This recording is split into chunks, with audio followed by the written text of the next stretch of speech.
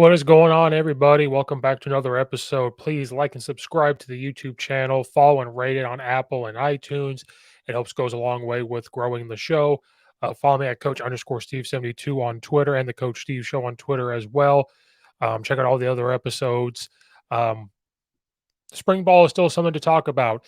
I'm motivated with college football that there is nothing to talk about. There's always something to talk about with college football, and we're just going to continue on with the spring ball. They have wrapped up, but there was other teams that have got some spring games in, and we're going to discuss some. One team that we is going to be looked at under a little bit of a microscope this year, I think, is the Nebraska Cornhuskers with their new head coach and Matt Rhule, who was let go by the Carolina Panthers, and he is back into the college game. The last time we saw him in college was when he had the nice resurgence of Baylor University, was able to get that program back on track a little bit.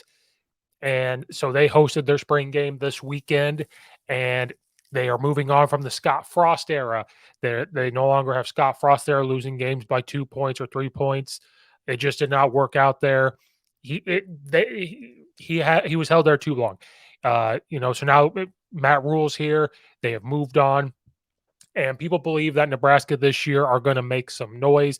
So if you want, again, it's spring ball. There's no need to overreact to anything, but it's nice to watch and see what we have a glimpse of with this Nebraska team. We're used to seeing them being a pistol, shotgun, RPO system type with buck sweep, very up tempo offense. Are they going to turn into that as the season goes along? Possibly. But a couple of takeaways from this is you weren't going to have Casey Thompson. He was recovering from throwing surgery that he had, and all looks of it is that he is going to be the starter for this Nebraska Cornhuskers team. One thing you wanted to see outside of the quarterback starts is they didn't have a whole ton of transfers come in. They have a couple that are going to be according to their depth chart. And you saw them in the spring game as their backups. But one thing you wanted to see is how are they going to react to the new coaching staff? There was a decent crowd there for the spring game, which was nice to see. They haven't had much to, celebrate about. But this Nebraska Cornhuskers team, I have been right about them for the past couple seasons because Scott Frost is a good coach, won a lot of games. He did his thing at UCF. You lost some close games in Nebraska, but early on in your career, early on when you're coaching at a place, if you're losing games close and it's constantly happening year by year, and you're losing recruits, I guess not as much stock put into that. But I kept telling people predicted them to win 7, 8, 9 games last year, and I said that's not going to happen.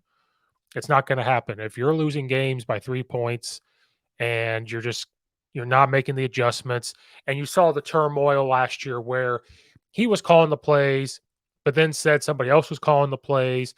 You lose a coaching staff. You're firing this person. You're doing this. The writing was on the wall. But now they have a clean slate here with this Nebraska team. So people are very high on Matt Rhule. People think he's going to come in and do well because he's turned around Temple. He turned around Baylor. He did a couple good things while he was with the Carolina Panthers until he didn't, and it was done. But the NFL is a completely different beast. So in this spring game, what were we going to be expecting? What could be going on for the summer and going into the season with this team? You weren't going to see Casey Thompson playing quarterback because he's recovering from throwing surgery and this injury that he had. So you were going to see quarterback Jeff Sims play and Hendrick Hatterberg. And they looked pretty good. I thought Jeff Sims looked pretty good. One thing that really stuck out to me outside of the whole game was their defense went to a 3-5, similar to what you saw with TCU. And the speed of Nebraska's defensive line and their linebackers really impressed me, how they flew to the football, and that looked like their strength. Offensively, they had a couple decent plays. They did a couple big time runs, but they go under center a lot, which you weren't seeing them do. So they weren't shotgun, but they were also going under center. They were running stretch. It looked like that NFL pro style that, Matt Rhule has been doing with the Carolina Panthers. So that would be a hint that we're going to see for this team. Now, could they run this and be successful in the Big Ten? They can. because you've seen Michigan do it, but Michigan started to get away, and now they're running the football, but they're staying in more of your shotgun look. Iowa is a straight I formation. They'll still do those things. But to go to that type of offense, come into your first year, you have a couple of transfers come in. Is he doing this because Nebraska wants to be a heavy run football team like they were in the past? Can this hold up against their schedule of who they're going to play if they want to decide to do this? Because they do have some playmakers. You are going to have Casey Thompson, but Casey Thompson, that's another reason why they go under center is because he wasn't playing, which is very possible. But to change this offense up, to try to have a grasp on it early on, is something that they're going to have to really get on the fly, because Nebraska fans are not going to be very patient with this team due to the fact of what they've had to endure with Scott Frost. So let's talk about Nebraska's schedule. They have a favorable schedule ish at the beginning, but they are not going to be any type of cakewalks when you look at their schedule. One is really going to be tested right off the bat with Minnesota, but the big interesting one is when they have to go to Colorado and the new resurgence of Colorado, which we've talked about their spring game. Northern Illinois was a good team last year. That's not going to be something they're going to have a cakewalk. Louisiana Tech's good. Then it really gets into the meat grinder of the Big Ten. And so they're going to have to prove right away that there's some change. Now, scheme wise, I think they're going to keep things relatively simple. That 3-3, that 3-5, that 3-3 stack defense that they're going to be playing, is that going to work in the Big Ten? You don't really see a whole ton of that. You see more of a 3-4, 4-2-5 type of defense, because in the Big Ten, they've moved towards the pass game RPO type of things. But you're seeing more in the Big Ten. They're getting more tight ends involved, which is going to be a problem for that 3-3 stack, that 3-5 defense that we're going to be seeing them play. But I think they're going to this pro style. We're going to run stretch. We're going to run a little bit of power, and we're going to do play action and get the ball out quick, because they want to keep things simple. They want to control the clock because of not having the full recruiting class of Coach Rhule. But a big takeaway from the spring game is it looked like they were playing harder. Now it's a spring game, but it just looked like they were having more fun without, the previous years of, the disappointment that they had. And so it's going to be interesting to see how they fare in their schedule coming up. But, one thing to take away is they have some decent hard running backs.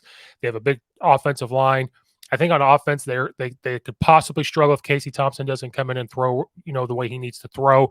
I think that could be the issue right there. But their defense looks really fast. That defense, it could cause some problems.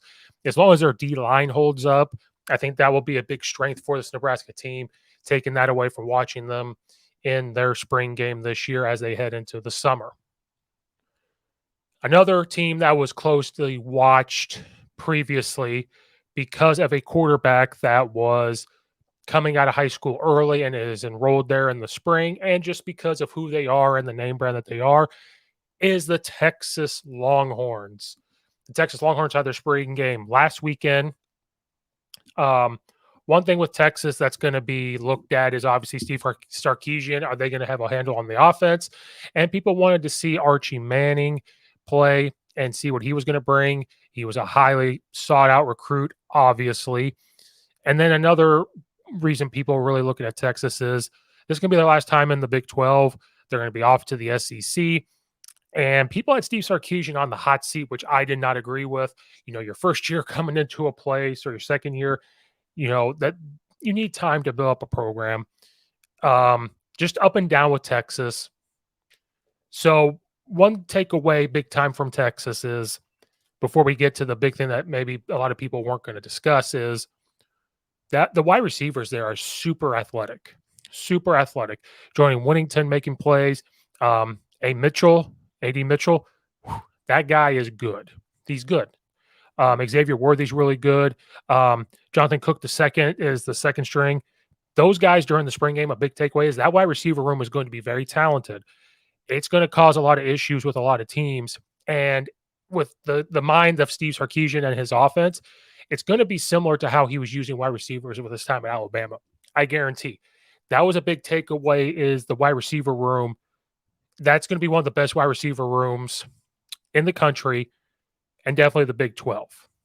So there's no short of talent on that side of the ball. Um, the running backs, there's a little difference there. You have to replace Robinson, but you have Jaden Blue. That's the guy that really stuck out. He ran the ball hard. He made a lot of good moves. And I think that's going to be the guy. Right now, Jonathan Brooks is labeled as a starter, but I think the combination of those two is going to really help out the quarterbacks and the wide receivers. If they can get the type of run game going that Steve Sarkisian could get going when he was at Alabama with this wide receiver group that you are watching on the spring game, they struggled at the very beginning of the spring game, but once it got going, they settled in. And that's why you have the spring game so they get the game vibe and they can keep that going in the summer and into fall camp. It's going to be, if it can start clicking with all of that, it's going to be big time for Texas on that side of the ball. And we'll come right back to the offensive side. Defensively, they looked fast. They flew to the football.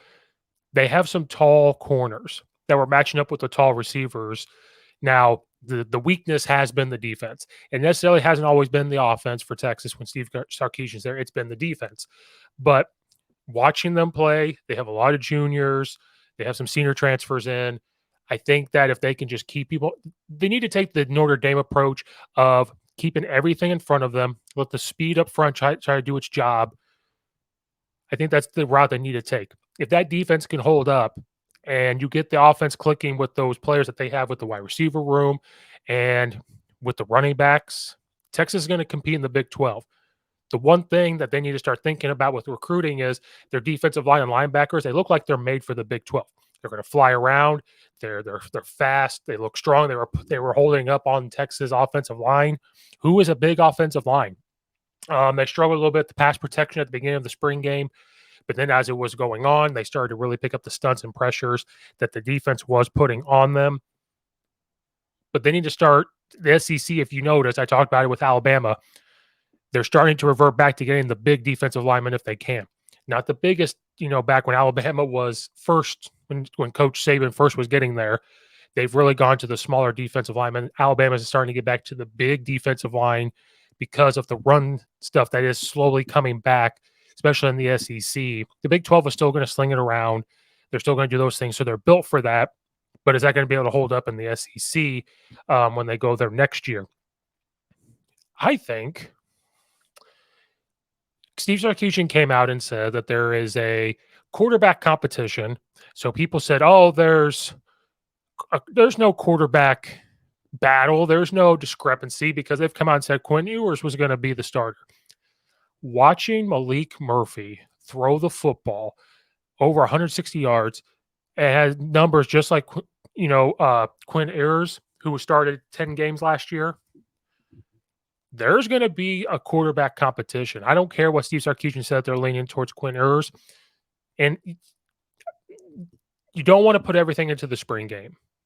I've said it a lot, but this has to mean something because if you're into coaching, there's a thing called gamers, and us coaches love gamers and we hate gamers at the same time.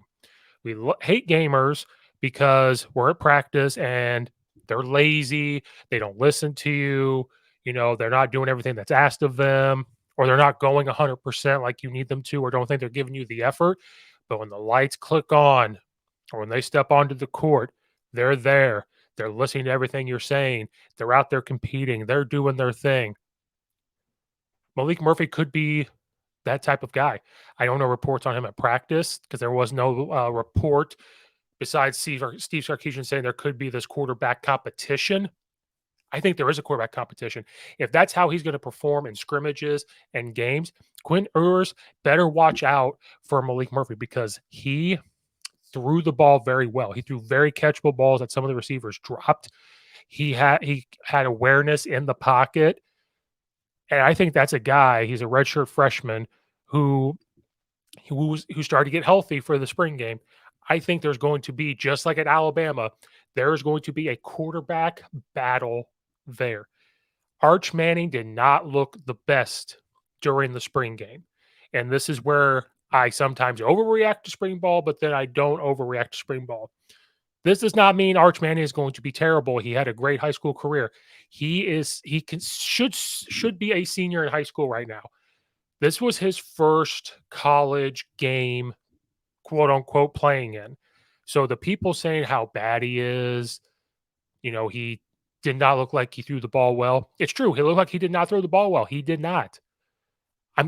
Part of me is shocked that he's not redshirted, so that way he could take the year to get stronger and learn the offense a little more and everything else. But he's there. He's a freshman. They could decide to redshirt him. He has to be ready to go.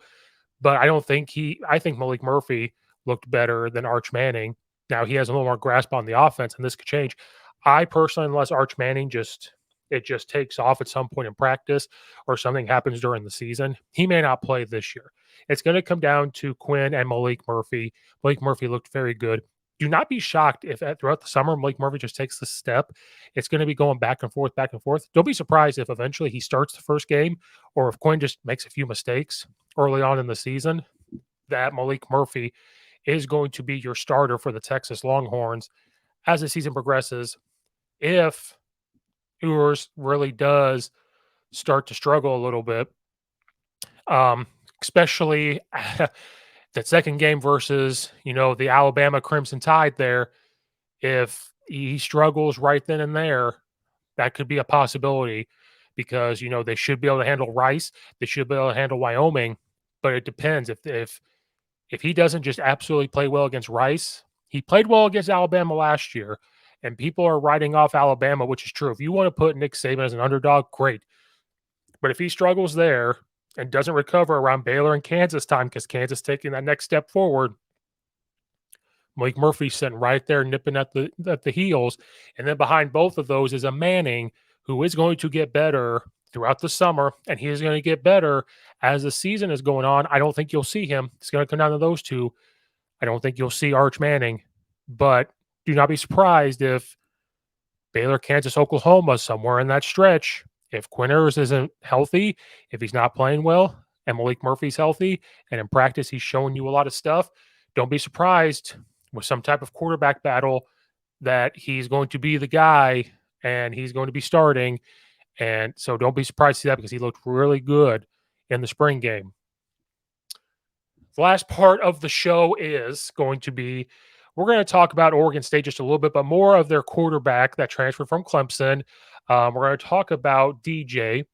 He transferred from Clemson to go to Oregon State, which shocked some going from a program, no offense to Oregon State, but going from a program like a Clemson over to Oregon State, I think it shocked a lot of people. Clemson, they lost, I believe it was 2 games, 3 games.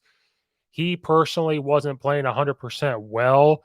He didn't have horrible, horrible numbers, but he ultimately just decided that it was time for him to go. He got benched late in the season, near the very end. And so it was just time for him to go. Now, I think if he would have stayed with the new offensive coordinator hired from TCU over to Clemson, that they could have done something special, but he decided to go to Oregon State. But he was asked about this and came out with this quote that we're going to share on the screen that he was asked about, going to Oregon State, and he decided to come out and talk a little bit about Clemson. So I need everybody to decide if this is shots fired at Clemson. He said, I didn't want to do what I was doing at Clemson. I didn't really like what we did there scheme wise. I didn't think we did very much. I thought it was very basic. It didn't help me out as a quarterback and play to my strengths. I wanted to go somewhere that would play to my strengths and go somewhere that would develop me for the NFL. Play action, work under center, throw the deep ball. So, is this quote a shot at Clemson? Absolutely it is because he says it. Like, I didn't like what we were doing at Clemson. So it's a shot a little bit at Dabo Swinney and the offense. Now they have a new offensive coordinator. There's going to be some changes there at Clemson. They're going to be much better than they were last year. But also, DJ is sitting there saying, well, they didn't play to my strengths. Some believe this and some don't. Now, DJ is talked about his dad played. People like him, very respectable person. You have to wonder, is he saying this to try to hide the fact that they lost 2 or 3 games? He did not play bad. The first time you saw him really play was in that Notre Dame game, and he threw for 400 some yards. The play calling at the end is what lost him that game. Is this a way to hide any of his shortcomings, saying, I want to go to a place that's going to get me ready for the NFL? Oregon State went 10-3 last year, 6-3 in their conference, and they played really well. And in their bowl game, they beat Florida. I think Oregon State is turning a corner, and I love to see it. Love to see it. So everything here is not about Oregon State. I think everybody is a Oregon State fan. I loved watching them play. I love seeing what they were doing. So I got to watch parts of the spring game. They do look good. They have good receivers. They have a fast running back. And I think DJ can bring something to the table there. So none of this whatsoever is talking about Oregon State. I think they could do well, like once again, in the Pac-12. I firmly believe that. I love their head coach. I would love to talk about that to love to talk to them, pardon me, but this is about DJ and his comments. Are these comments to hide the fact of him not provide or getting it done at Clemson? Maybe he couldn't handle the pressure at Clemson. Or is there some truth to maybe what they were running on offense? Probably. But it's hard fetched for me to believe that uh, Coach Sweeney and the offensive coaches at Clemson at that level would not look at DJ and say, what are his strengths? It's hard for me to believe that. Now, maybe he's not a spread quarterback, and maybe they didn't adjust to exactly what he wants to do. But I also think standing there, you won 10 games. Are you saying these things to try to hide that you got benched? Are you saying these things to try to make you feel better? Possibly. Now, the things I hear about DJ and you read about, this may not be true, but it's just a weird thing to come out and say those things about the school you left to. He could have easily said, hey, I feel like I was going to fit in the offense at Oregon State very well, and that's why I decided to come here. We did good things at Clemson. He could have said things differently because they did play action at Clemson. They don't work under center at Clemson, but they did try to have you throw the ball deep at Clemson. Clemson wants to run the football. And so it comes down to these colleges are there to help you get ready for the NFL. But I don't believe in that these college coaches need to change everything they do to make you ready for the NFL. They're going to they should work on things to get you ready. But a part of them to keep their job is to win, especially with all this transfer portal things. That's a part of it as well. So if they were, we don't really know what happened behind closed doors, but I think DJ needs to be careful making these type of comments because is this because you didn't get it done? Is it that, the comment it was too basic? I think you would want the offense to be easy. I think, and if you were making mistakes in a basic offense, what's it going to look like when you're in a more complex one? Checking the stuff at the line, understanding a lot more things. Now you're under center. So now you have to worry about getting back, like those type of things. And so I wonder why these comments are being made now. Who knows? But those were comments. So, to leave up to your own opinion and idea about what you interact or what you take away from this type of comment here. You could go either way with it. I'm still uncertain. I feel like he's trying to hide how they didn't get it done at Clemson, but I also have read a lot of good things about him. So maybe he was just saying, hey, I went there. The spread offensive stuff's not for me. I'm a big guy. I'm a big quarterback. I'm like a Ben Roethlisberger, so I need to be under center. I need to be able to get the ball to the running back and maybe I have to go through progression. I don't know Clemson's offense 100%. Is it more of a, hey, just read this person instead of a progression? Is it, more and he said it's very basic. So maybe it was so basic that the defenses read it better. I have no clue. You'd really have to sit there and watch all the Clemson film. You'd really have to know exactly what they were doing. So you come up with your own opinion on this, but I thought it was just an interesting thing to talk about. But watching the parts of the Oregon State spring game, I think they're poised to have another big year, but he has to play well because they have playmakers. They look fast. They have fast running backs. And so if they can be confident and do the thing and do it again like they did last year, Oregon State's going to do well. So none of that was on Oregon State, but they're going to do well. That wraps up this episode to talk about a little bit more spring ball. Thank you guys again for watching and or listening. Make sure you hit the like button, subscribe button, of course. Follow at Coach_Steve72 on Twitter. Check out all the affiliates in the description below. Leave a 5-star review on Apple and iTunes. It helps grow the podcast tremendously. Check out all the other videos and all the other things. Always, again, leave a comment, be part of the conversation. So once again, thank you guys for watching and or listening, and we will see you guys next time.